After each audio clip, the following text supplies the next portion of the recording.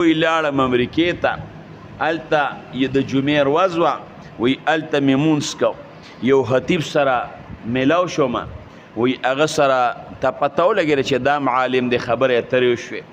وی هغه ته مې چې د دې ځای حالات څنګه دي وی ما ته وی چې بدمنۍ زیاتې دي او جیل ته زه د هر اتوار پر ځم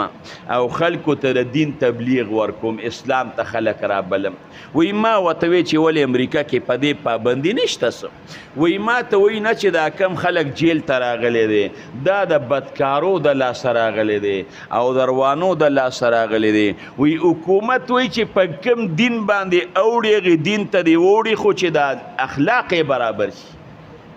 چې د هغې خپل عادت نه ووړي نو چې کم مذهب والا راځي هغوی تبلیغ کوي پابندي نشته اتوار په اتوار باندې